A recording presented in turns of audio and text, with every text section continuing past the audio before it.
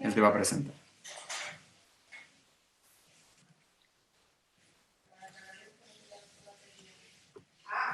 ¿Qué tal, Felipe? ¿Cómo estás, Ari? Ya estamos en vivo, así que podemos Bueno, comenzar. muy Hola, bien. Leo. Yo no te estoy viendo, pero te escucho.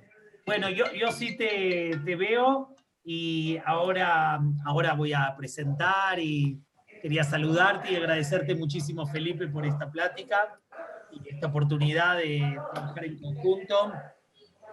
Así que estamos muy emocionados. Te veo muy delgado, Felipe. Pero esta parte Sí, por el maltrato de dibujar. voy a hablar con Debbie seriamente, ¿eh? Lo que hace el Sí, por COVID, favor, decí. que te dé de comer. No, ¿sabés qué pasa, Leo? Acá no hay salmón, es muy caro. Sí, sí, y vamos a mandar un péquele con salmón ahumado y bagel. Ok, ya estamos en vivo, les quiero decir, ¿eh? Bueno, muchas gracias a todos. Tú, Felipe, ¿podemos comenzar? Sí, lo único, Rabino Leo, es que va a ser todo de corrido. Hoy no vamos a tener oportunidad de preguntas, ¿ok? Bueno, no hay preguntas. Lo que sí, 6:25 deberíamos terminar, es 1:25. ¿Está Correcto, bien? le dije 20, sí. Bueno, viste, Felipe, conmigo hay más generosidad. Muchas gracias, Ari. Muchas gracias, Leito. Bueno, muy bien. No, Entonces, avísame claramente cuándo empezamos. bueno, muy bien. A todos buenas tardes, querida familia Betel, a toda la gente de Kibún, que también se suma a todo el auditorio, y tenemos un momento muy especial de estudio con el rabino doctor Felipe Yaffe acerca de las epidemias, ¿sí?, en la historia del pueblo judío, comenzando, por supuesto, desde los textos de nuestra Torá, en diferentes fuentes de nuestro Tanaj, a lo largo de toda la historia, y lo vamos a hacer con un experto en estos temas, como es el rabino doctor Felipe Yaffe. Tuvimos la suerte de tenerlo en Betel, en México, en diferentes oportunidades, y es un gusto siempre poder aprender y compartir y disfrutar juntos de estos momentos de estudio. Así que muchísimas gracias al rabino Felipe Yaffe, que es un rabino con una amplísima trayectoria, con una formación muy grande y significativa. Entre ellas quiero destacar, sí, su doctorado en estudios bíblicos del JTS, del Jewish Theological Seminary de New York, y que ha sido rabino de la comunidad de Beit Hillel en Buenos Aires muchísimos años, y decano del Seminario Rabínico Latinoamericano, y yo tuve el privilegio de que sea el rabino Felipe Yaffe, ¿sí?, el que me ordenara como rabino, y hace varios años, ¿sí?, atrás en Buenos Aires, en Argentina, en el seminario. Y bueno, Felipe, te tenemos cerca a través de esta tecnología y te invitamos a compartir con nosotros esta plática.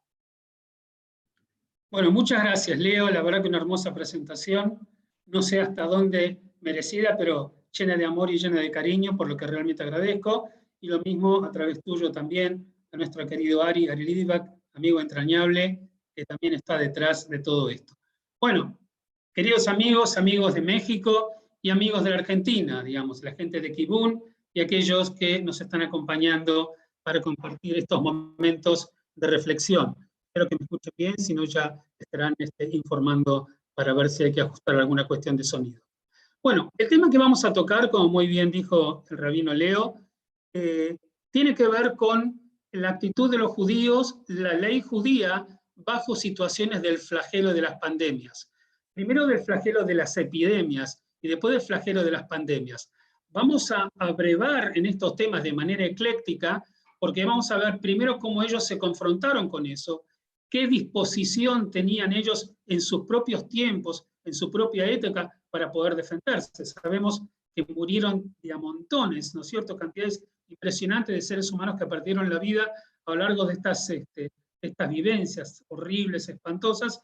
Y por supuesto, vamos a tener que agregar también acá las medidas que se tomaron, en qué falló, en qué no falló, cuál era la dimensión y el mundo de las creencias de nuestros padres, de nuestros antepasados, respecto de estas cuestiones, y desgraciadamente también el nunca querido amigo del antisemitismo, donde también se hizo presente en la terrible persecución de judíos cuando sus comunidades o cuando Europa en general o sus países sufrieron este tipo de castigos.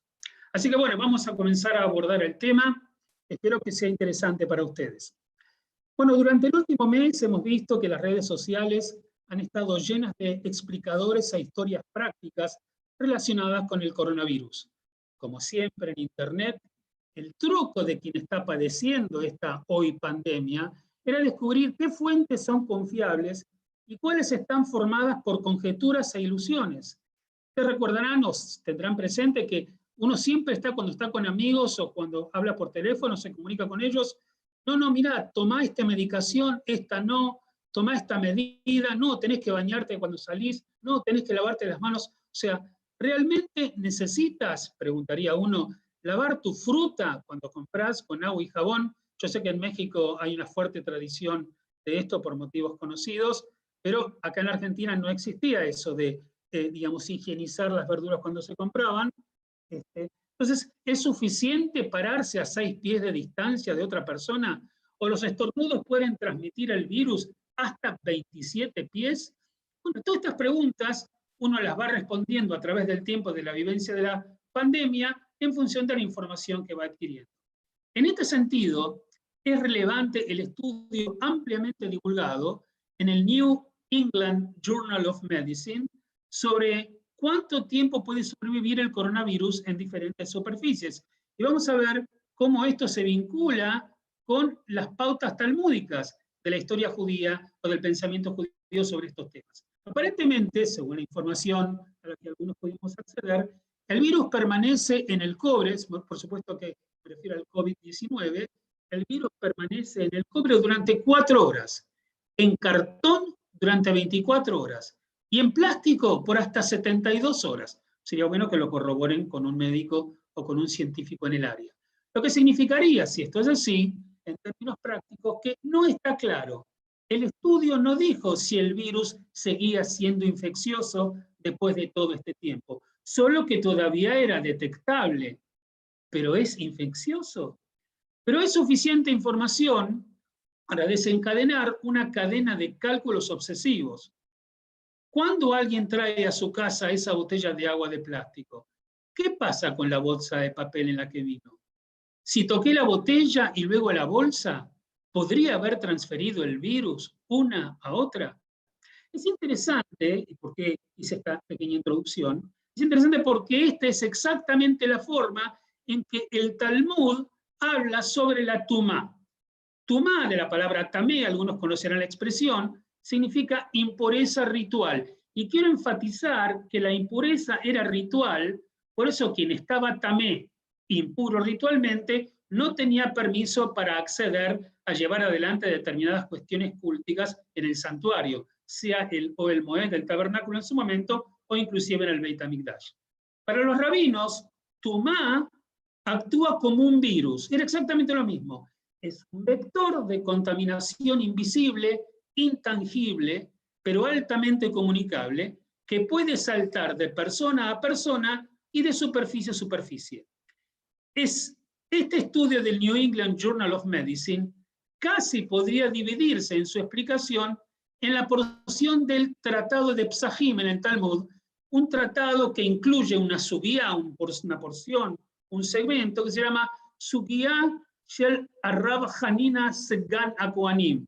La sugía, esta porción del Talmud, respecto del rabina Hanina, que es el asistente de los sacerdotes. Hanina era como el sumo sacerdote adjunto. Hay un tramo de 7 páginas en el que los rabinos discuten en detalle qué sustancias transmiten impureza y en qué grado.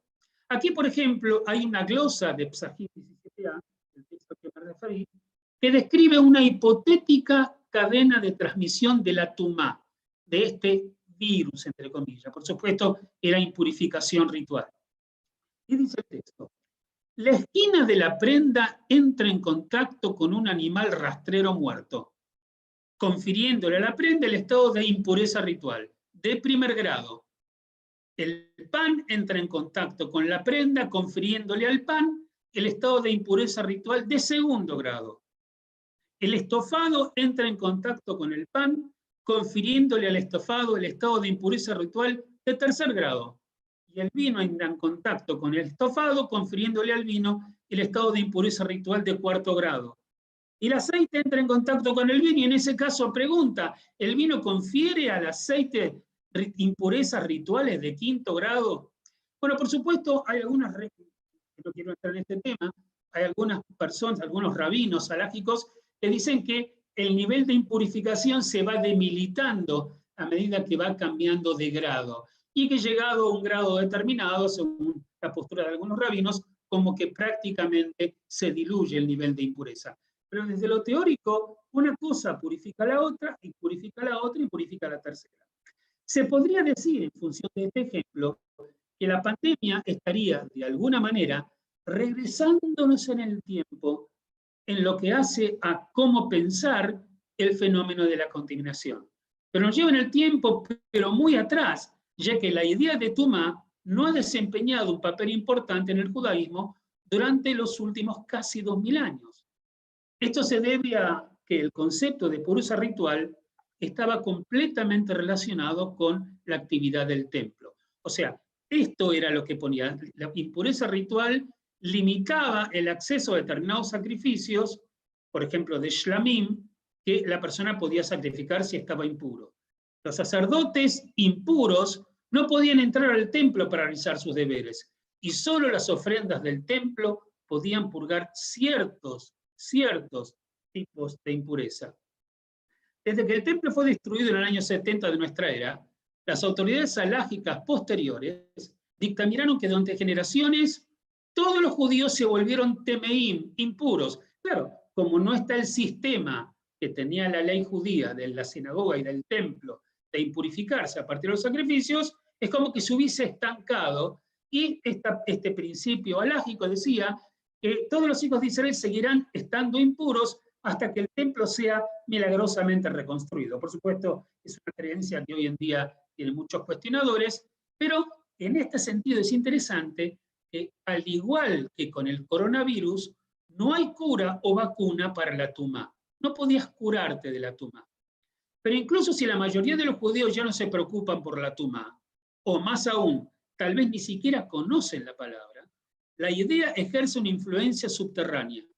La traducción impureza ritual, que es utilizada por la mayoría de las fuentes hoy, hace que tumá parezca irrelevante para las cualidades que hoy consideramos esencialmente religiosas. Nadie se pregunta si es tumá, o qué es tumá, o si alguien está tamé, como la santidad o la bondad. O sea, hoy en día, en la experiencia religiosa, como se está viviéndose hoy, digamos, en nuestros tiempos, bueno, la santidad, la bondad, la tzedaká, la mitzvah, en términos generales, es lo que ocupa el lugar de la cuestión del rito en lo que tiene que ver con su impureza personal.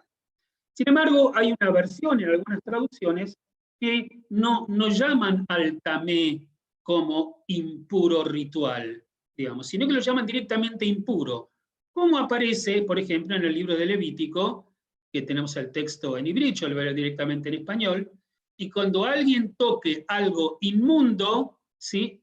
Tamé, algo inmundo, en la traducción castellana de lo que representa en aquellos tiempos, ya sea impureza del hombre o de una bestia inmunda, o cualquier cosa inmunda y detestable, y comiere de la carne del sacrificio de las ofrendas de paz, shlamim, que pertenece al Señor, el alma de esa persona será separada, literalmente cortada de su pueblo.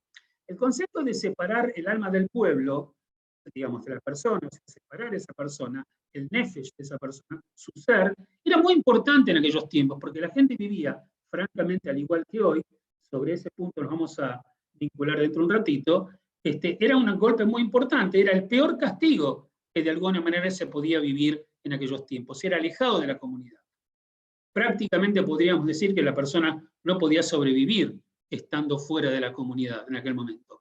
La palabra impuro, que es esta nueva traducción que aparece en inglés en la traducción de la versión del King James, ¿no es cierto?, en la Biblia, la palabra impuro tiene también connotaciones morales, que, como sugiere este pasaje, ser tamé no era una abstracción.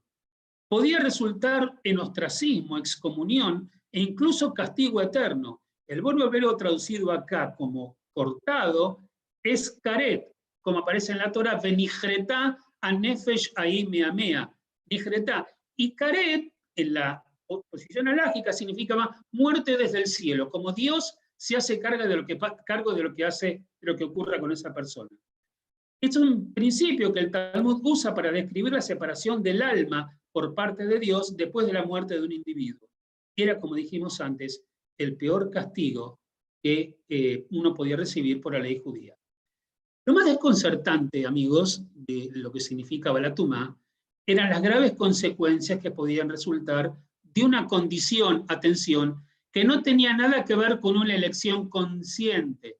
O sea, la persona se manchaba de tumá, bueno, porque había tocado algo inmundo, o muchas veces, en el caso del muerto, que nos vamos a referir en un ratito, al estar en la misma habitación donde estaba un cadáver.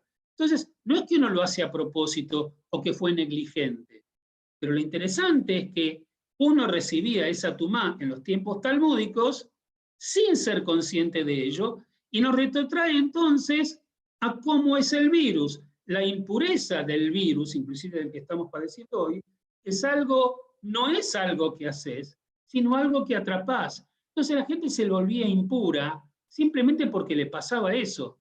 Hay un texto en la Torá muy importante, digamos, cuando uno hacía juramento de Nazir, que se iba a abstraer de absolutamente no tomar ninguna bebida de alcohol, no ocuparse de nada que esté vinculado con las personas muertas.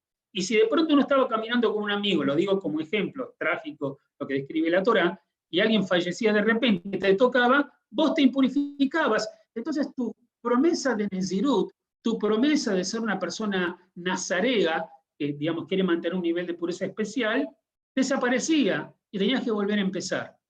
Las principales fuentes de tumá, de esta impurificación en la ley judía, eran los leprosos, cadáveres, semen, sangre menstrual y los cadáveres de ciertos animales. Una persona que entra en contacto con esto se llamaba Avtumá, literalmente un padre de la impureza, es el primero que se impurifica, por lo cual se le adjudicaba la capacidad de transmitir su contaminante y condición a otros. Los métodos de transmisión no siempre eran obvios. Por ejemplo, no tenías, como dijimos antes, no tenías que tocar un cadáver para contaminarte. Solo estar bajo el mismo techo que un cadáver era suficiente.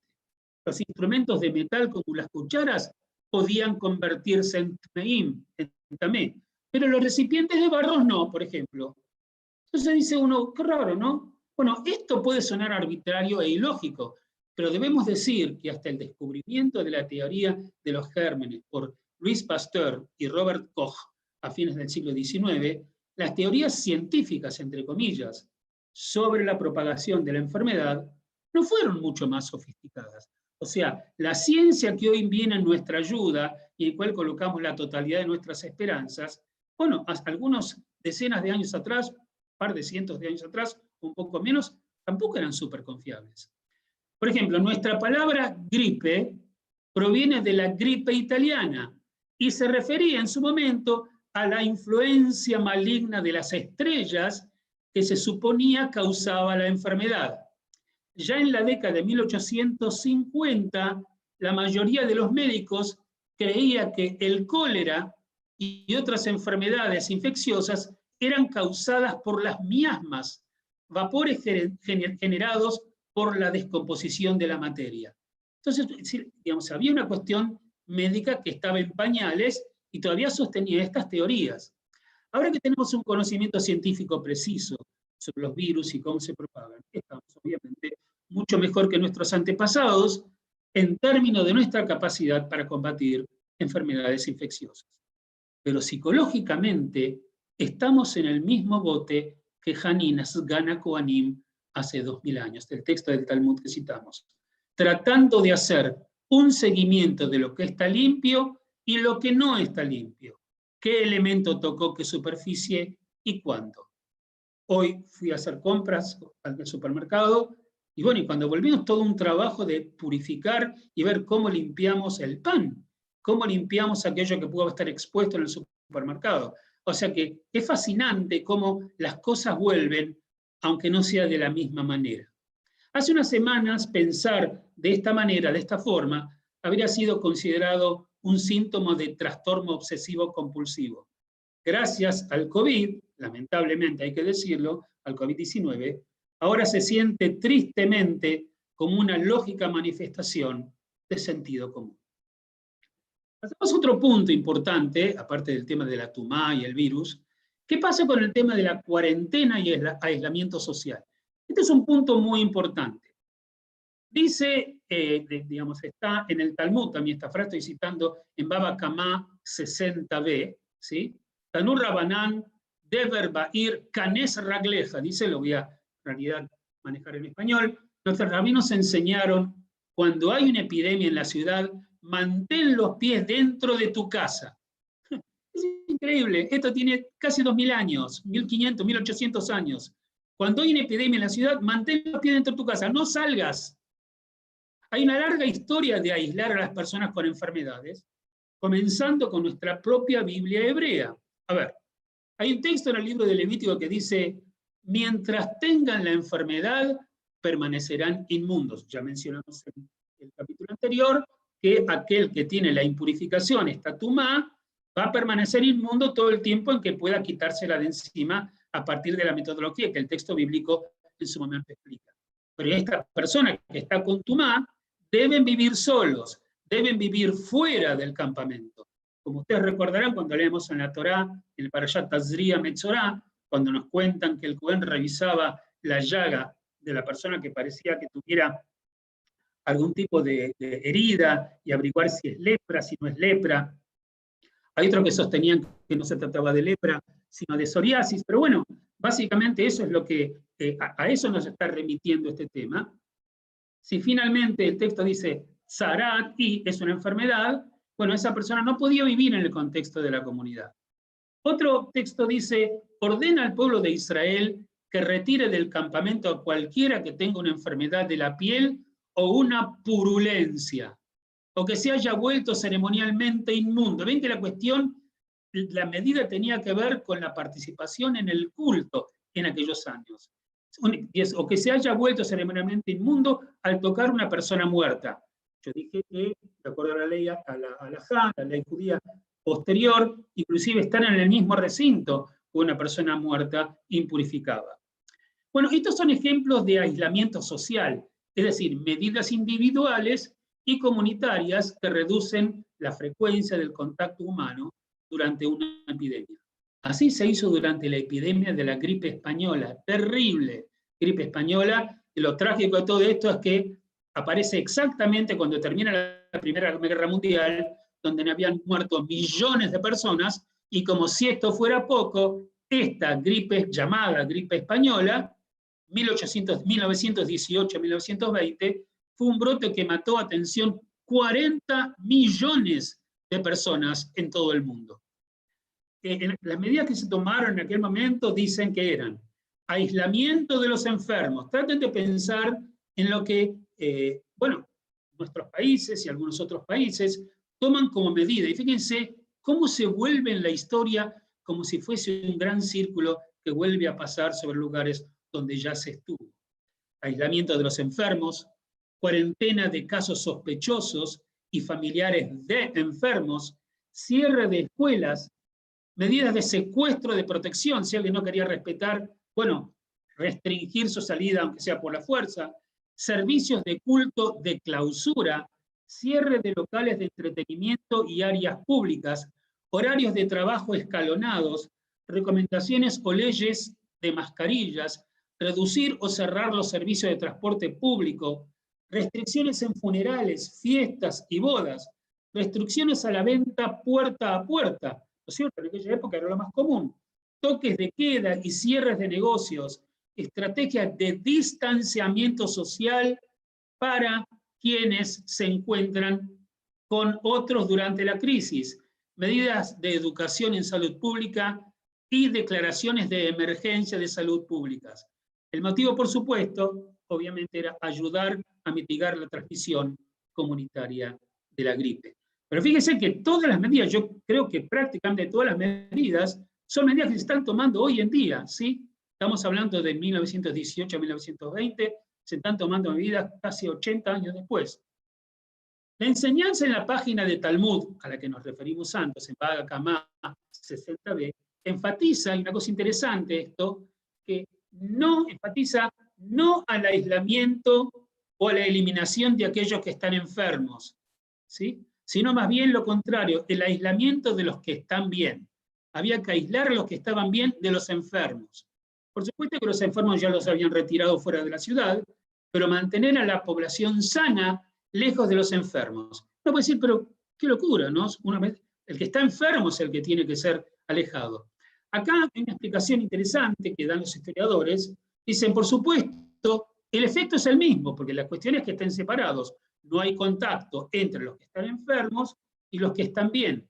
Pero como generalmente hay muchos más entre los que están bien que los que están afectados, el esfuerzo y la interrupción social que se logra cuando el esfuerzo de aislamiento es para los sanos es mucho mayor. O sea, los que implementaron eso era como la cantidad de sanos es más grande, bueno, separemos a los sanos, te separás más cantidad de gente. La intención era frente a la carencia de recursos científicos, ¿sí? Frente a esa carencia, tratar de hacer todo lo que se puede hacer para tratar de salvar vidas. La implementación de estrategias de distanciamiento social es un desafío. Es probable que se impongan durante la epidemia local y posiblemente hasta que se desarrolle y distribuya una vacuna específica para la cepa. Si el cumplimiento de la estrategia, explicaban en aquel momento, inclusive dentro de la comunidad judía, es alto durante ese periodo, se puede evitar una epidemia dentro de la comunidad. Sin embargo, y este también es un punto importante, como la gente viajaba mucho y se conectaba de pueblito a pueblito, como todos sabemos, de la época de nuestros abuelos, inclusive en Shtetl, en Rusia o en Polonia, si las comunidades vecinas no utilizaban también estas intervenciones, los vecinos infectados continuarían introduciendo influenza, me refiero a la gripe española en este caso, y prolongarían la epidemia local ante un nivel deprimido, más fácil de acomodar por los sistemas de salud. O sea que no solamente que había que tomar una decisión médica acertada, y que desde el punto de vista del rol rabínico poder llevar y liderar esto correctamente, sino que había que generar un consenso masivo entre los liderazgos de las otras comunidades también, para poder efectivamente lograr que estas cosas se puedan conseguir. En el siglo XIV, cuando Europa fue devastada por varias oleadas de peste bubónica, y aquí vamos a entrar a uno de los temas más jorobados de todo esto, va a tener que ver primero con el cólera y luego va a tener que ver con la peste bubónica, con la peste negra. Ya lo vamos a explicitar. Cuando Europa fue devastada por varias oleadas de peste bubónica que mataron a 1/3 de la población de Europa, no algunos miles, 1/3, millones. Muchas ciudades adoptaron medidas para controlar la enfermedad. Alrededor de 1347, el médico Jacob de Padua aconsejó a la ciudad que estableciera un área de tratamiento fuera de los muros de la ciudad para los enfermos. Aquí tienen una medida de las primeras de alejar a los enfermos para que estén afuera. El ímpetu para estas recomendaciones, escribió el doctor Paul Schechter, de la Facultad de Medicina de la Universidad de Maryland, fue una medida que trataron ellos de lograr, de reducir el margen y el golpe de los enfermos. Él explica así: fue una teoría de contagio temprana que promovió la separación de personas sanas de las que estaban enfermas. Desafortunadamente, estas medidas demostraron ser solo modestamente efectivas y motivando al Gran Consejo de la ciudad para seguir pasos más radicales para prevenir la propagación de la epidemia. Y así, cuando vieron que sacar al enfermo afuera no alcanzaba, así nació la noción de la cuarentena. Es en esta versión que el doctor Sachdev nos explica un poquito esta historia. Y él lo cuenta de esta manera. Este es el momento, estamos hablando entonces de la cuarentena en el siglo XIV. Se dice así: en 1377 el Gran Consejo aprobó una ley que establece un periodo de aislamiento trentino, o sea, 30 días, o de 30 días, los 4 principales de esta ley fueron, los 4 principios de esta ley fueron los siguientes. 1. Que los ciudadanos o visitantes de áreas endémicas de peste no serían admitidos en Ragusa. Ragusa, que es el ejemplo donde Sejdev está refiriéndose, era una ciudad en Sicilia, ¿no es cierto?, Italia, en el sur. No serían admitidos en Ragusa hasta que no hubieran primero permanecido aislados durante un mes. Estamos en el Trentino todavía. 2. Que ninguna persona de Ragusa, esta ciudad de Sicilia, se le permitió ir al área de aislamiento bajo pena de permanecer allí por 30 días. Si alguien se quería hacer el vivo o tenía urgencia por ir, iba a ese lugar y bueno, no lo dejaban salir, por lo menos si te fuiste allá, quédate para el tema de estos 30 días de bidud en hebreo, digamos, de espera hasta poder volver. Cuando yo veo esto, me pongo a pensar en todos aquellos que durante tanto tiempo, y creo que todavía existe, que estaban en el exterior, que volvían de España, volvían de Italia, volvían de Francia, y cuando llegaban a la Argentina, o inclusive del Uruguay, llegaban a la Argentina, los encerraban en cuarentena para que pase todo ese tiempo y estar seguros que no mostraban síntomas que previniese que pudieran volver a sus casas o a la sociedad. O sea que sería algo muy parecido acá, solamente que hace 600 años, que las personas no asignadas por el Gran Consejo para cuidar a las personas en cuarentena no podían llevar comida a personas aisladas. Pero mi papá está ahí, bueno, no, usted no puede ir, bajo pena de permanecer con ellas durante un mes. Vos vas a llevar comida a tu papá que está aislado, te tenés que quedar con él todo el mes. 4 y último, que quien no cumpla con estas regulaciones será multado y sujeto a aislamiento por un mes. Igual que aquellos que están en cuarentena con el COVID-19 hoy en día. Durante los siguientes 80 años se introdujeron leyes similares en Marseille, Venecia, Pisa y Génova. Además, durante este tiempo el periodo de aislamiento se extendió de 30 días a 40 días. Y ahí empieza entonces estar parecido a lo que hacemos nosotros, cambiando así el nombre de Trentino a Quarantino, un término derivado de la palabra italiana quaranta, que significa, como se darán cuenta, 40.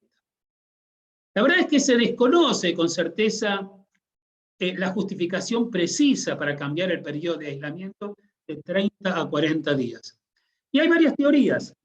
Algunos autores sugieren que se modificó porque, 1, el periodo más corto fue insuficiente para prevenir la propagación de la enfermedad, cualquiera sea ella, respecto de epidemia o pandemia. Otros creen, 2, que estuvo relacionado con la observancia cristiana de la Cuaresma. O sea, el tema religioso, esto lo van a comentar un poquito más tarde, el tema religioso en el mundo del cristianismo y también en el judaísmo cumplió un rol fundamental. Ante la ausencia de la medicina estaba la plegaria a Dios. Cuando no había un remedio claro que te pudiera curar o que te pudiera mejorar, bueno, lo que se corría era la plegaria. Entonces, por eso, digamos, cuidar Cuaresma en la Europa cristiana era una forma de darle un halo religioso cargado de fe en los tiempos que se esperaba que la persona pudiera recuperarse o que no mostrase síntomas de esto. Esta Cuaresma, un periodo de 40 días de purificación espiritual. Aún otros creen que el periodo de 40 días fue adoptado para reflejar la duración de otros eventos bíblicos. Por ejemplo, ¿qué duró 40 días? El gran diluvio, el Mabul, que aparece en la Torá. La estancia de Moshe en el monte Arbaim Yom y Arbaim Laila, también Moshe que estuvo cerca. O la permanencia de Jesús en el desierto, que también estuvo 40 días. Quizás la imposición de 40 días de aislamiento se derivó de la antigua doctrina griega de lo que los griegos llamaban los días críticos, que sostenía que la enfermedad contagiosa se desarrollará dentro de los 40 días posteriores a la exposición. Lo importante de todo esto es que, bueno, se establece entonces la visión de los 40 días, que es lo que nosotros estamos cumpliendo hoy. Ese es su origen.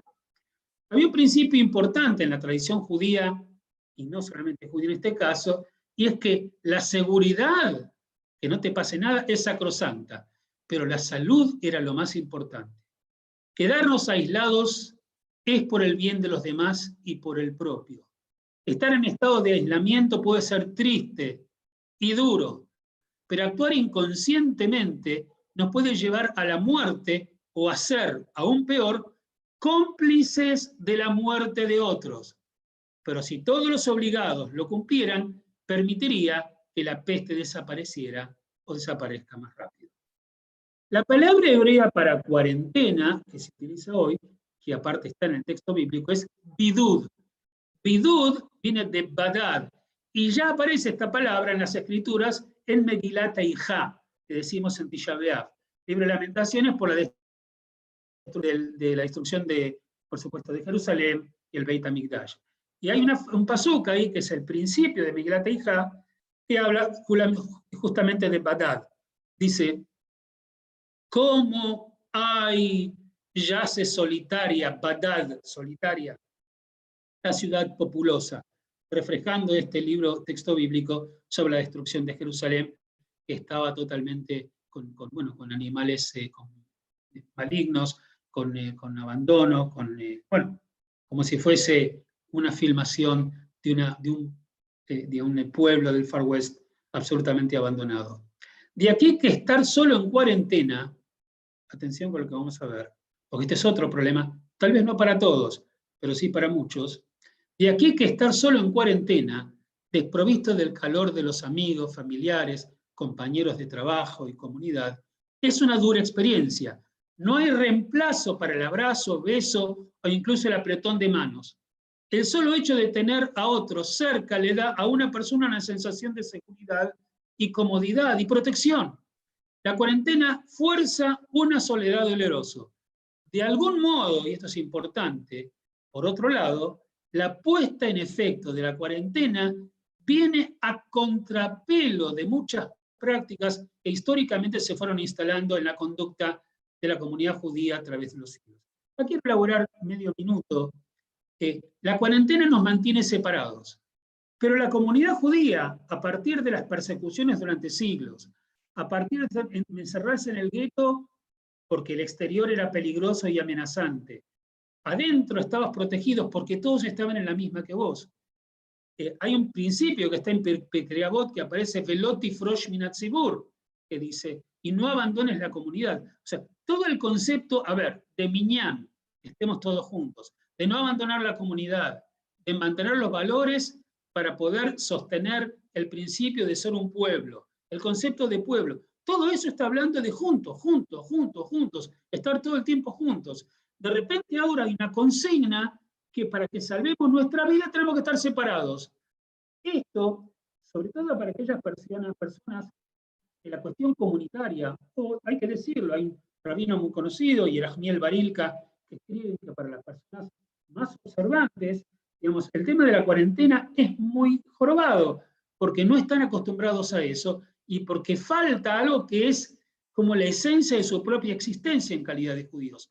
Otros los podemos manejar con un poquito más de apertura, de anchura, pero para mucha gente es un desafío importante, vuelvo a repetir, porque hemos sido instruidos a través de los siglos de cómo vivir nuestra vida judía en comodidad.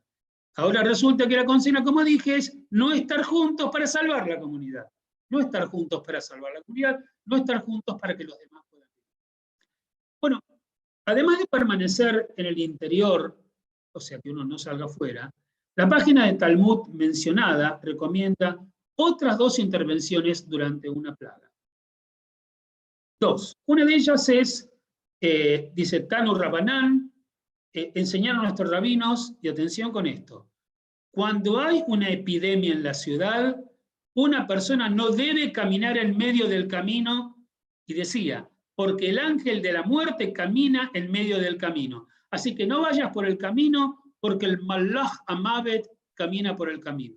Pero uno puede decir, bueno, pero estos son pistemaises. No, pero había un objetivo. Por supuesto que esto se escribe en la época talmúdica, donde el mundo de las creencias, más allá de las creencias legítimas que nosotros podemos compartir hoy con respecto a Dios, a las mitzvot, a los preceptos que sigue siendo relevante para nosotros, en aquel momento un montón de creencias y miedos y supersticiones estaban presentes. ¿Qué es lo que le quería lograr el Talmud acá con este principio? Algunos seguramente creían que el ángel de la muerte que está en el camino. Pero lo que está queriendo decir es que si salís al camino te vas a morir, pero por la epidemia te vas a morir, por la enfermedad te vas a morir. Ellos prefieren llamarlo el ángel de la muerte, es como la parca de muchas tradiciones latinoamericanas y no solo latinoamericanas, que en definitiva te van a quitar la vida. Entonces no salgas, porque ahí está el Malach Amavet, el ángel de la muerte. 2, nuestros rabinos enseñaron, cuando hay una epidemia en la ciudad, una persona no debe ingresar sola a la sinagoga.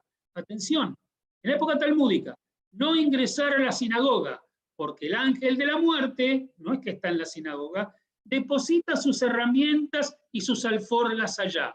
O sea, ¿cómo le están diciendo que no vayan al Shil? Claro, porque era peligroso. Ya en la época talmúdica están diciendo, igual que hacemos hoy, de no podemos ir al Kabbalah Shabbat al templo. Entonces nuestros líderes, nuestros rabinos, nuestros hazanim, se las arreglan para, de manera genial y virtuosa, hacer que podamos recibir en casa, cosa que mucho de lo que tenemos en la comunidad, afortunadamente que podemos recibir en la comunidad, lo podemos recibir un poquito en casa también. Entonces no corremos riesgo. Acá lo pusieron así. Si vas a la sinagoga, las alforjas, los bolsos y los elementos del Malach Hamavet están allá. No vayas al Shil. Probablemente no les sorprenderá saber que ninguna de estas dos medidas se discute en la literatura médica, de no ir al Shil, obviamente. Y de hecho, si hay una epidemia en la ciudad, probablemente no debería ir a la sinagoga en absoluto. ¿Ok? Sin embargo, la primera sugerencia, la que dijimos del Malach Hamavet en el camino, era para aislarse de las demás durante una epidemia. Es una parte básica del control público de infecciones. Sería sabio escucharlo. En el Shulchan Aruch, con respecto a este tema, en uno de los capítulos, Mahalei of the Kohavim, digamos, capítulo que toma sobre aquellas comidas, alimentos que comían los no judíos, dice así. Y además escribieron que hay que huir de una ciudad cuando hay pestilencia en ella. Y hay que hacerlo al comienzo de la epidemia, no al final. Porque, bueno, si vos entendés que hay una pestilencia, salí de esa ciudad. Porque si te vas a quedar y te contagias, que salgas no te sirve ni a vos ni a aquel que te va a recibir. Esto me recuerda un poquito a lo que nos toca vivir a nosotros respecto de cuándo es el momento de salir de un lugar y de quedar. Dice, las cosas tienen que ser al principio. Muchas veces los gobiernos, cuando son criticados por sus pueblos, con lo que pasó ahora con el COVID-19, ¿por qué no tomaron medidas a tiempo? Hay países que se enorgullecieron y se enorgullecen de que sus gobiernos tomaron medidas bastante a tiempo. Entonces, relativamente, las víctimas, el número de víctimas que hay sobre el COVID-19 ha sido menor, porque se tomaron medidas sabias a tiempo y en la medida que correspondía. Acá dice, hacelo al principio. Si lo haces al final no ocurre, como otros lugares donde no se tomaron medidas a tiempo, y entonces la pandemia está cosechando, desgraciadamente, muchas más víctimas. Todas estas medidas están prescritas debido al gran riesgo que el no obedecerlas representa. Aquel que es de resguardar su vida debe alejarse rápidamente del peligro.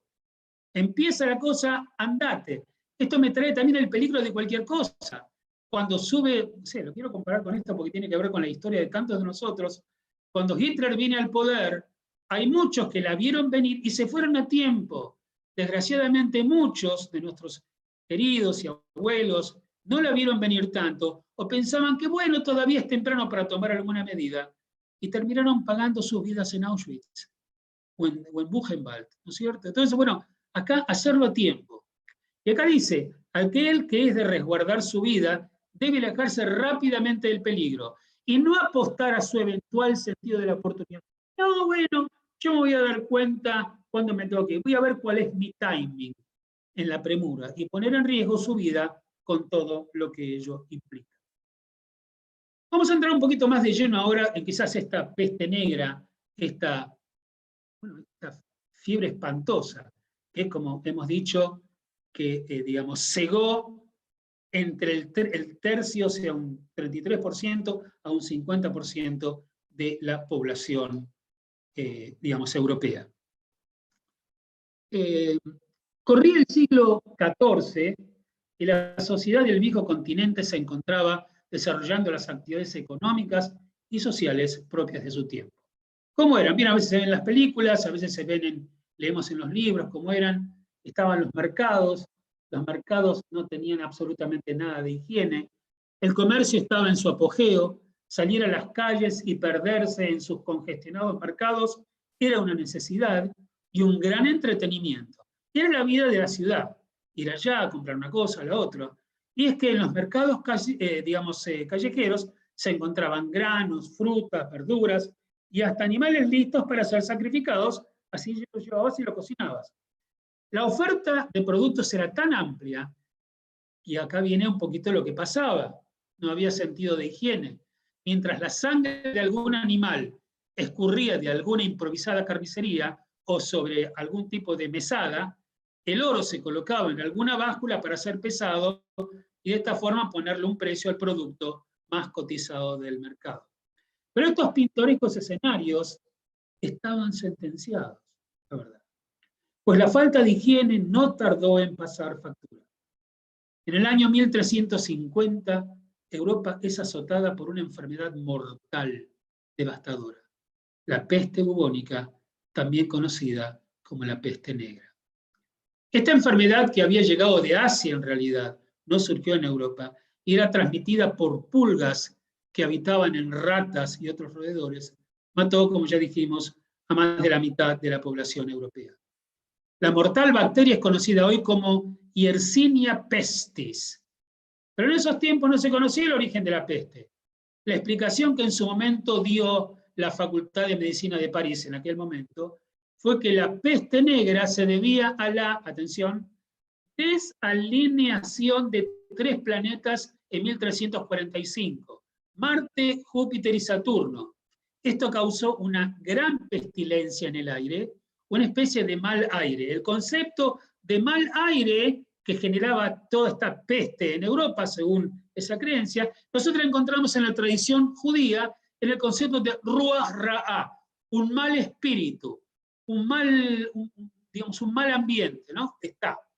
Los primeros infectados comenzaron a presentar fiebre, tos y una desesperante sed, para luego descubrir aquellos extraños bubones, que eran ampollones en el cuerpo, unas ampollas de color púrpura que podían supurar un líquido con muy mal olor.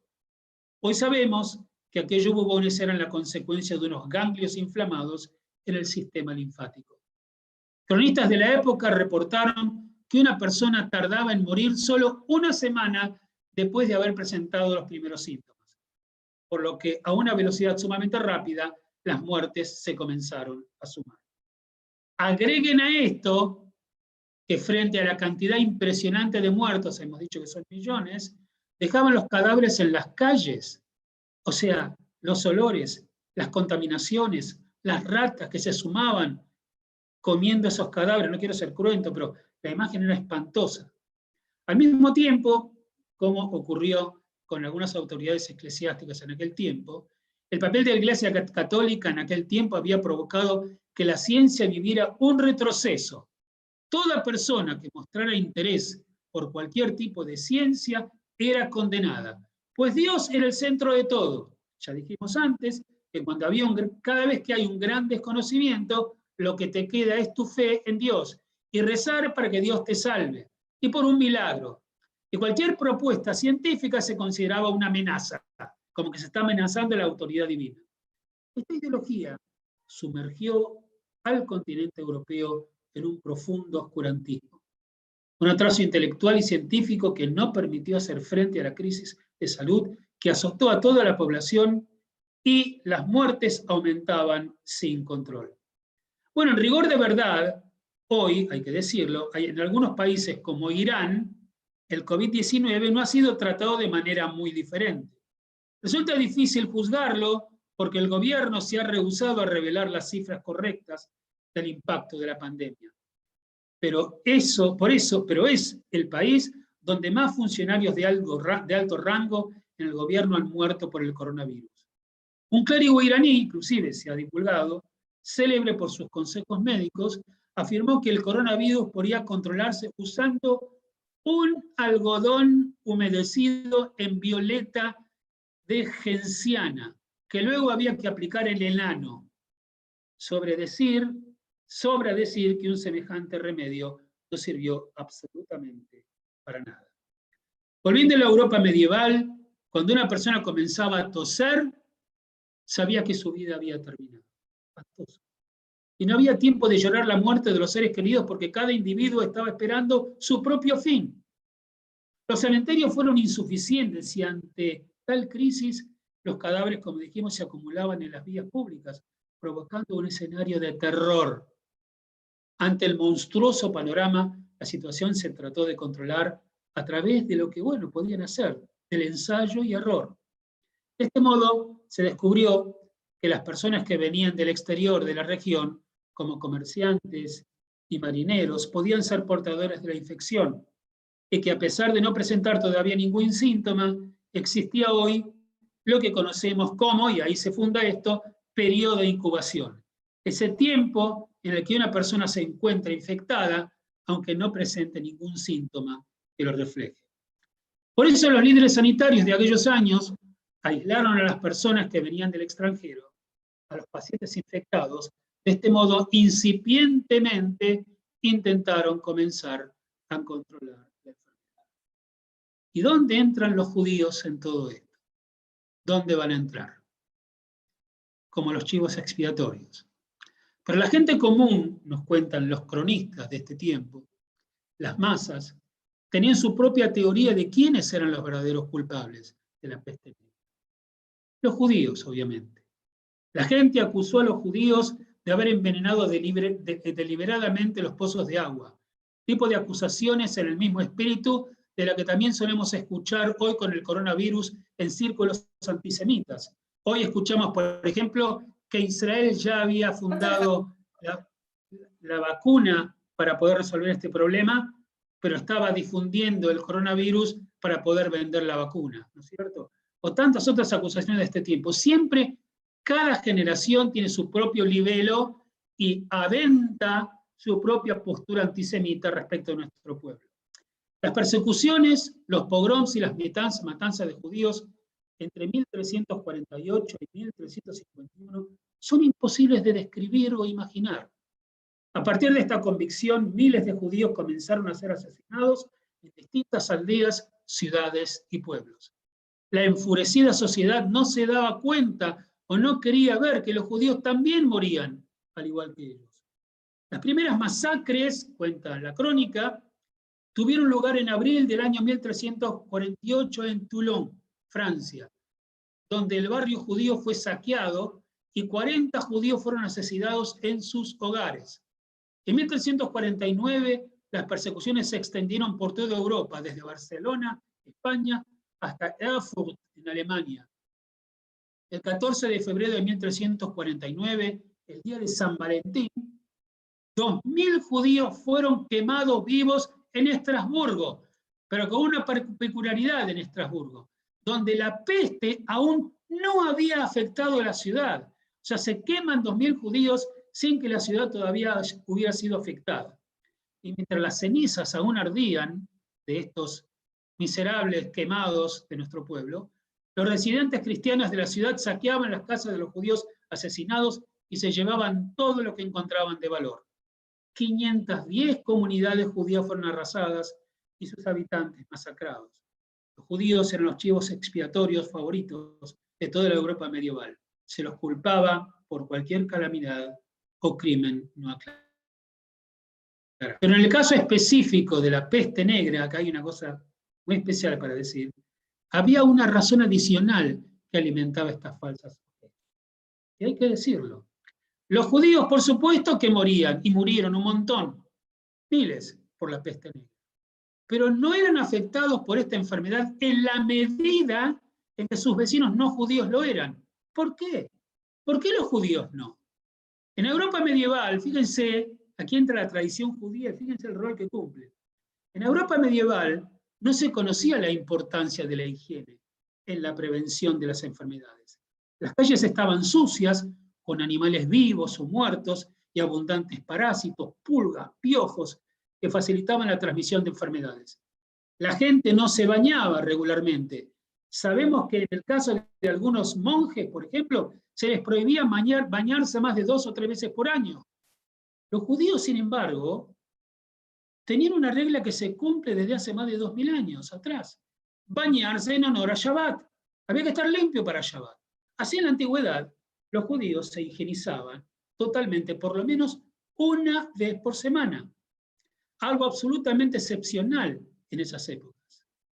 Y cuando hablamos de bañarse, de higienizarse, estamos hablando, y ahora volvemos otra vez al COVID-19, al tema del lavado de manos.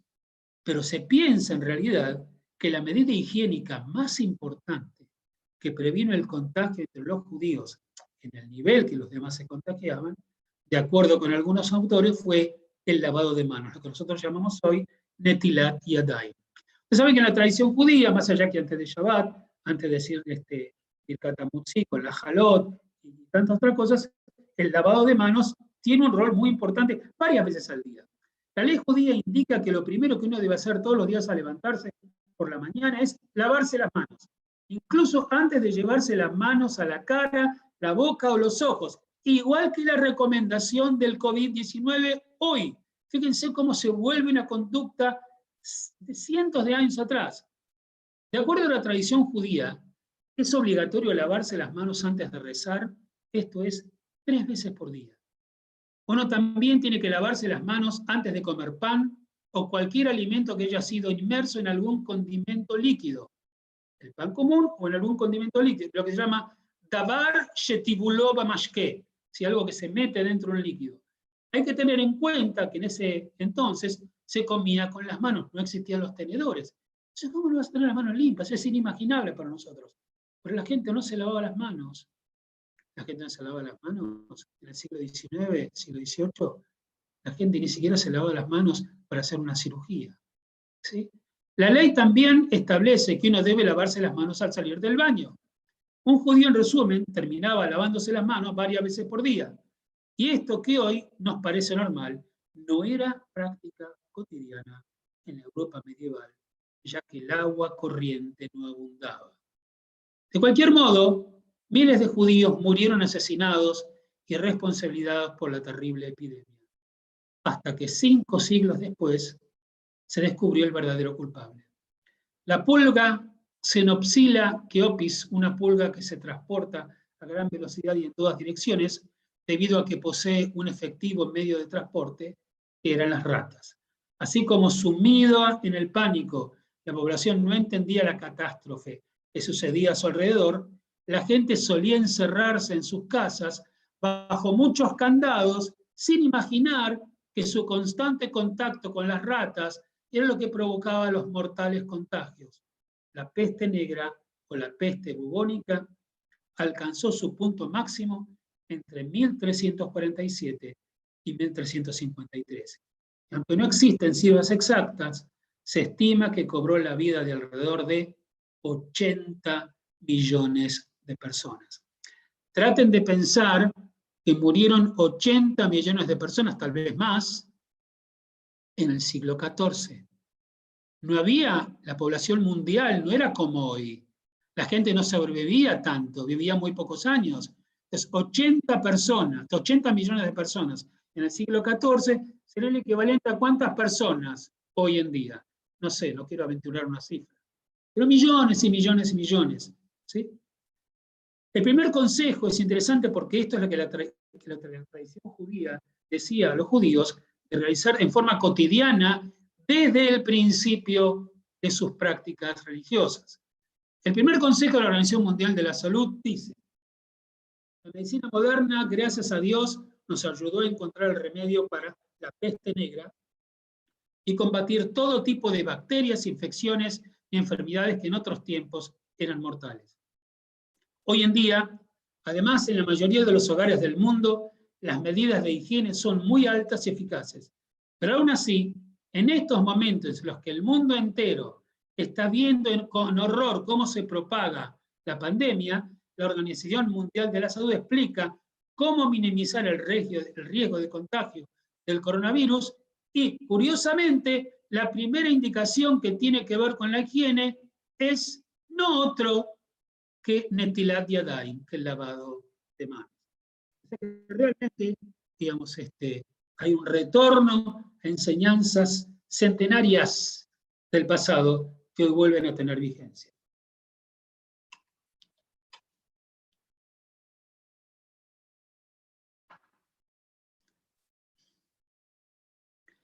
El énfasis en la ley judía y la tradición es vivir en la responsabilidad colectiva. Ahora, vivir en la responsabilidad colectiva en tiempos de la pandemia, como hemos mencionado, es contracultural en tiempos del posmodernismo que consagra en muchos países al individualismo como virtud sobresaliente. Si bien tenemos que estar separados, pero todos somos responsables cuando de pronto que los abuelos no estén con los nietos, porque los nietos probablemente no se contagien, pero pueden contagiar a los abuelos que tienen un margen mayor de riesgo. Bueno, toda esta cuestión de solidaridad y de la búsqueda, seguramente en México también es así, acá hay un montón de voluntarios que se ofrecieron para ir y buscar de las casas de las personas mayores para llevar y comprar cosas en los supermercados y cuidarlos y saber cómo están y hablar por teléfono. Todo un sistema de acá que seguramente en la comunidad también existe. Bueno, pero estas cosas hablan de un cuidado y de Kol Israel Areidim Ze Laze. Cada judío es responsable por el otro, yo diría, cada ser humano es responsable por su hermano. Bueno, es casualmente por ello que debemos aferrarnos más que nunca a nuestro pensamiento.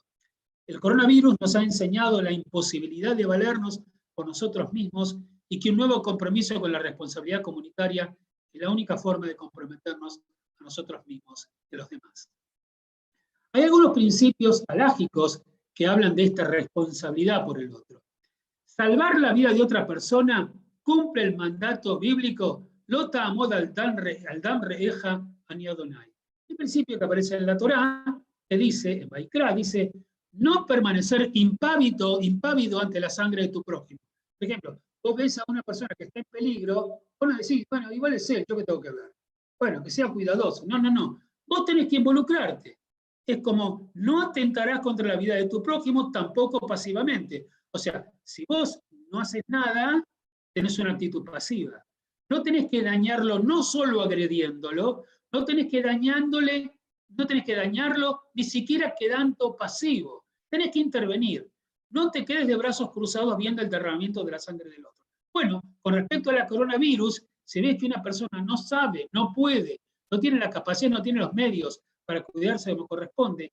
Vos tenés que arbitrar los medios para que esta persona se pueda cuidar. Nadie pide que te suicides ni que sacrifiques tu seguridad. Vivimos en un mundo interconectado, seguramente hay medidas que se pueden tomar para poder hacerlo.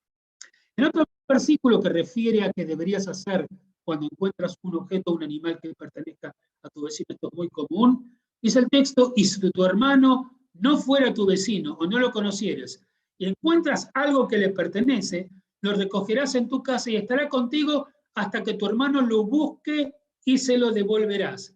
Esto, lo busque y se lo devolverás, dice, es restaurar el objeto perdido. ¿Qué dicen los jajamín con respecto a esto en el tema de la epidemia? Lo que incluiría que le restablezca su salud y su bienestar físico.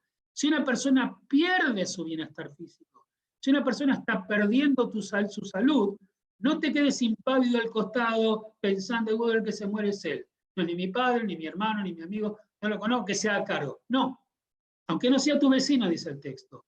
Si perdió su salud, no solamente como dice en la Torá, el tema de si un buey, digamos, a un animal que lo pierde, sino que si pierde su salud, también es tu responsabilidad tratar de restaurársela. ¿Ok? Dice el versículo, dice, Veayá imaj imja ateroshakija ve ashevotolo. Se va a estar con vos todo ese tiempo y llegado el caso se lo vas a retornar. Retornar, y algunos traducen de ashevotolo, y lo vas a restaurar. En el sentido, si perdió su salud, vas a restaurarle la salud, salvando su cuerpo. Esto es importante. El tema de ashevotol se puede entender de evolución, restauración, renovación, restitución, rehabilitación, etc. Y hay un principio que aparece también en el Talmud, el Moed Katán, que es una fuente valiosa, que al interpretar este versículo dice, y el leproso en quien hubiere llaga llevará vestidos rasgados y su cabeza descubierta, y embozando pregonará, tamé impuro, tamé impuro. O sea, el leproso tenía que gritar, eso está inclusive escrito en la Torá, todo el tiempo que la llaga estuviera en él, será tamé, o sea, impuro ritual, dijimos antes, o impuro, y habitará solo, fuera del campamento, ese lugar será su morada. Este versículo, en realidad, enseña que el enfermo debe informar a los demás de su estado para que sepan que no deben entrar en contacto con él. Traducido a nuestro tiempo, podríamos decir que el sospechoso de haberse contagiado con el coronavirus debe anunciar a las autoridades, a la familia, a los vecinos y a todos los que podría contagiar, y debe encerrarse fuera del campamento, es decir, fuera de toda posibilidad de contacto con otros.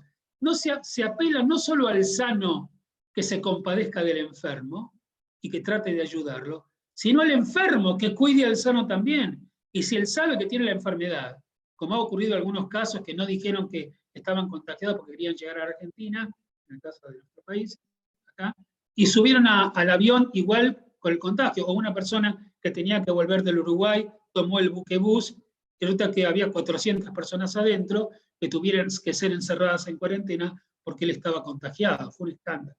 Entonces, la persona tiene que decir, estoy enfermo, no puedo estar con ustedes.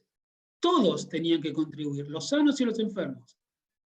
Hay una braita muy emocionante, muy emotiva, que cuando se habla del enfermo se dice, y este hombre que gritará, impuro, impuro, soy impuro, llorará. Esto señala que el leproso debía informar al público su angustia, cosa que ya dijimos, y la comunidad, al verlo llorar, está impuro, ese fue su destino, rezará por la misericordia en su nombre para que pudiera sanarse. Un elemento importante en todo esto es ¿qué transgredimos por salvar una vida? Es el famoso concepto de pikuach nefesh. El cumplimiento de las medidas cautelares decretadas por los funcionarios y las autoridades de salud deben considerarse como el cumplimiento del mandamiento religioso más elevado. No es que estás exento de cumplir preceptos, sino que tenés que cumplir este precepto, que es el más elevado de todos. Pikuach nefesh, que para salvar vidas humanas puedes transgredir cualquier precepto. Los casos de peligro inminente de vida anteceden a la observancia del Shabbat. Pikuach nefesh doje Shabbat. Pikuach nefesh, salvar una vida, corre el valor del Shabbat. Como está escrito en el texto, fíjense cómo se interpreta en el judaísmo este versículo, en el libro de Levítico también. Observaréis mis leyes y mis mandamientos, los cuales habrá de cumplir la persona para que viva en ellos. Ani Adonai, yo soy Adonai. Este versículo, explicado por nuestros sabios de la siguiente forma, dice que tiene que cumplir las leyes y los preceptos para que viva en ellos.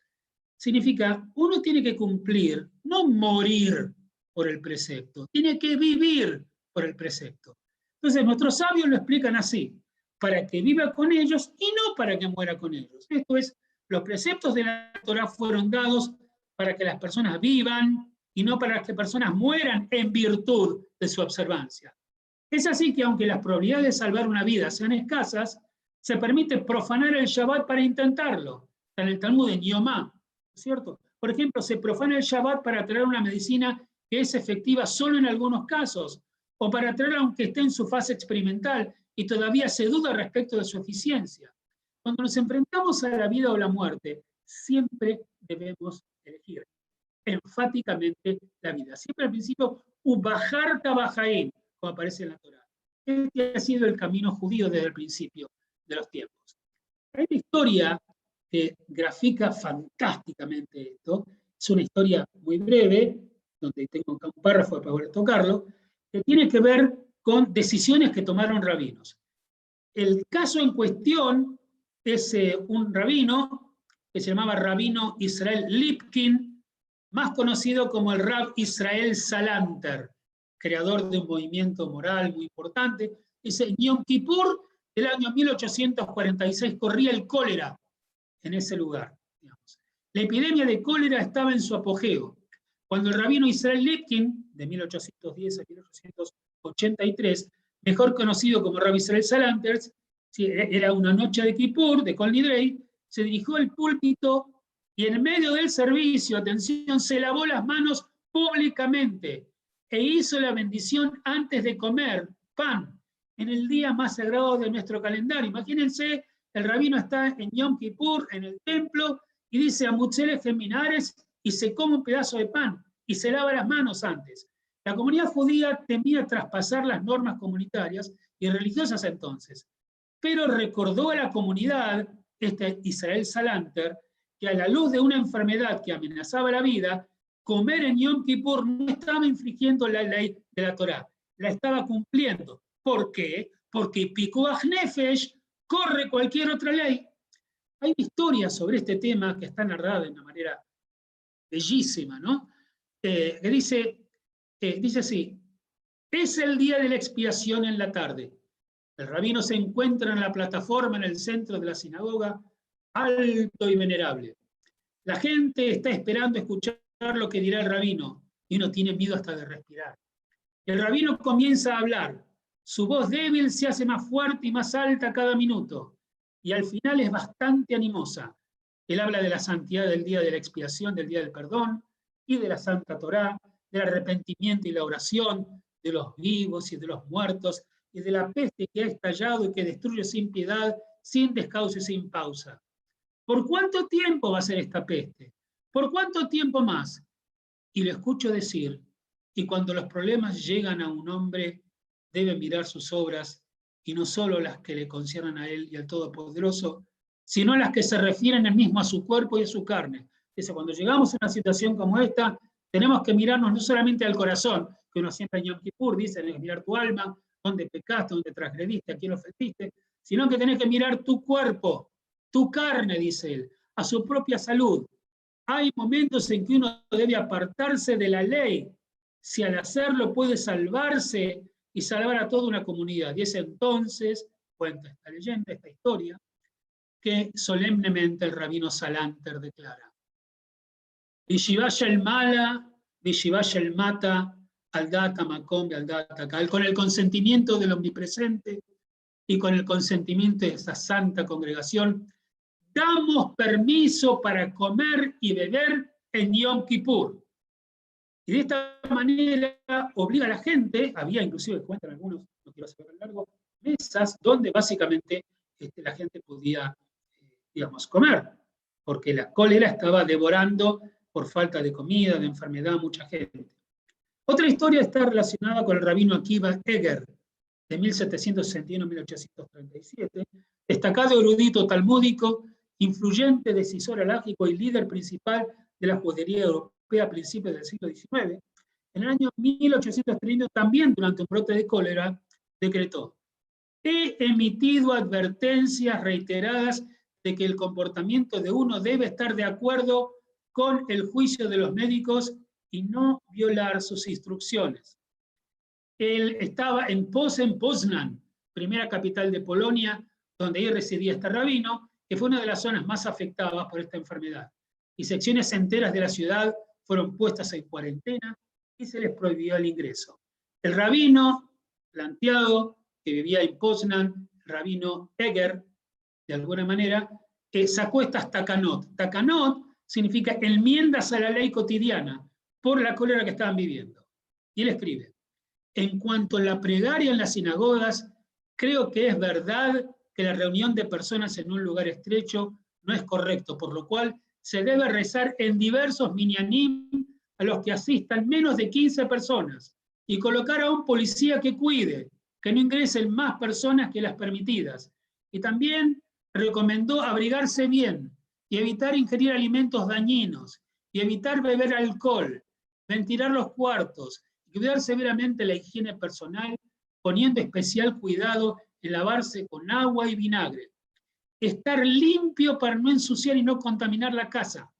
El rabino adopta por completo las pautas médicas de su tiempo y en otro lugar también escribió que la transgresión de las palabras de los médicos sobre esto es un pecado censurable para Dios y es un agravio insoportable. Además ordenó recolectar una suma de dinero de caridad para cada individuo que sería dada a los menesterosos. Todas sus instrucciones son meticulosas, rigurosas y sentenciosas. Entre todas, prescribe otra enseñanza igualmente enfática, que es no preocuparse y alejar todo tipo de tristeza. Es interesante porque algunos dicen, bueno, alguna gente es más débil, alguna gente es más poderosa, pero básicamente el texto lo que está diciendo es que hay que tratar de controlar los miedos. Hay gente que está muy angustiada por esto, está muy angustiada porque se siente sola, está muy angustiada porque tiene temor de lo que puede pasar, situaciones económicas. Sí. Rabbi Nachman, entonces él dice que no 5 preocuparse... minutos, Felipe, nos quedan. ¿Cuánto? Está padrísimo, como se dice en México, excelente, maravillosa la clase y estamos muy interesados en todo. No, nos quedan 5 minutos aproximadamente, ya que luego tenemos otra clase, pero te invitamos también a seguir dando más adelante, ¿sí? Muchas gracias, Leo. Y muchas gracias a toda la audiencia en Argentina, en México, en los diferentes lugares donde nos siguen, y muchas gracias a ti, Felipe. Bueno, excelente, vamos a cerrar maravilloso como siempre. Bueno, muchas gracias, Leito, gracias. Bueno, con respecto a esto de no preocuparse y alejar todo tipo de tristeza, uno puede decir, bueno, esto no tiene que ver con la enfermedad. No, la tristeza y la angustia pueden ser madre de desgracias muy grandes. Entonces acá está, este rabino trae también una enseñanza de Rabbi Nachman de Braslav. Él nos ofreció un enfoque de la vida con respecto a los momentos de angustia. Dice, el mundo entero, Kol haolam kulo gesher tzar meot, ve'aikar lo lefajet klal. Dice, el mundo entero es un puente estrecho. El principio principal es no temer. Yo diría, no sé si el principio principal es no temer, sino poder controlar el miedo, que no es lo mismo que no temer. Si la gente no puede evitar temer, puede intentar controlar el miedo. Pero bueno, esa es la idea. Lo que nos obliga, dice el Rabbi Nachman de Braslav, a luchar contra la histeria, el espanto, el terror, el susto y el miedo, que casi siempre hacen más daño que las propias enfermedades. La historia de la humanidad está llena de casos al respecto. Muchos de nosotros estamos padeciendo por angustias económicas, disminución y hasta interrupción de nuestros ingresos, incertidumbre respecto al futuro y una constante sensación de temor frente a una eventual crisis económica que pareciera avecinarse. Hay quienes se encuentran entre nosotros, no todos somos iguales, con más fe, con menos fe, más religiosos, menos religiosos, somos todos hijos del pueblo de Israel. Somos hijos también de la humanidad, con nuestros hermanos no judíos. Hay quienes se encuentran solaz espiritual respecto de este tema también en la plegaria, en el Salmo 91. ¿Qué dice el Salmo 91? No temerás el terror de la noche, ni la saeta que de día vuela, ni la peste que avanza en las tinieblas. No le tengas miedo, ni el azote que devasta al mediodía. ¿Sí? Dice básicamente, en este momento actual, hay quienes dicen, ¿no es cierto?, que uno puede aprovechar el momento de soledad para poder armar un sentimiento de vinculación con Dios más importante. Es el momento, al estar solo, de poder elevar las plegarias al Creador y rezarle. No todo el mundo siente esto, pero para aquellos que lo sienten, es una posibilidad. El rabino Yerachmiel Barilka, por ejemplo, escribe que es bueno recitar con toda la entrega del corazón la intención de la Shariatzar. Y él dice, bendito seas Adonai, nuestro soberano del universo, por haber creado al hombre con ingenio, dotándolo de todo el sistema de orificios y conductos comunicantes, como al principio de la tefilá, a la mañana. Es visto y sabido que por si determinación de tu honorable majestad, uno de estos llegase a cerrar o abrir o desconcierto, sería imposible subsistir y permanecer en pie delante de ti. Bendito eres, Adonai, nuestro curador de todos los seres y hacedor de maravillas. En realidad, para cerrar un poquito, simplemente plantear, es maravilloso abrevar en la fuente de tradición, no solamente en la ley judía, que siempre fue sabia y acompañó al pueblo judío en sus momentos de mayor desdicha y de mayor desgracia. Es para nosotros, hijos de la modernidad, es interesante ver la sabiduría que se encierran en esas fuentes. Y también ver cómo nuestros abuelos, nuestros padres, son los que estaban vinculados con nosotros hace 300 años. Tuvieron que sobrevivir a estas cosas y le pusieron el pecho, muchos murieron. Pero otros sobrevivieron y permitieron que nosotros lleguemos hoy en día. Qué bueno y qué hermoso es que los hermanos estemos sentados y podamos conectarnos con nuestros padres y con nuestros antepasados abrevando en sus desgracias y tragedias y aprendiendo de ellos y revalorizando a aquellos que nos legaron hoy en día. Y encontramos que en definitiva aquello de que todo está vigente si uno sabe mirar, quiere estudiar y quiere consultar. Esta vigencia dignifica y nos da fuerza a nosotros. De todo corazón quiero darles la alegría y la dicha a todos de poder tener las esperanzas, de poder sentir cerca nuestra tradición, de poder comunicarnos. Y bueno, desde lo personal también les quiero despedirme e invitarlos a aquellos que quieran y que puedan a comunicarse y a sumarse a nuestro proyecto Kibun. Estamos dando clase todo el tiempo. Una de las pocas cosas buenas que nos deja esta pandemia es la posibilidad de aprender y estudiar sobre cualquier parte del mundo vía Zoom u otras herramientas. Así que anímense. Hay propuestas muy interesantes. Pueden entrar en la página web kibun.com.ar, donde encontrarán toda la información y las formas de contacto. Los esperamos y ahora sí, nuevamente, muchas gracias a todos en la querida México y en la amada Argentina también. Beso grande y que tengamos Muchísimas salud, gracias. felicidad y dicha. Un gusto. Felicitaciones a ti, Felipe, nuestro cariño a Debbie y a toda la familia. Felicitar a lo que realiza Kibun, esta gran tarea, y que podamos encontrarnos, ¿sí?, para seguir estudiando y para seguir aprendiendo. Muchas gracias, Leo. Un beso grande.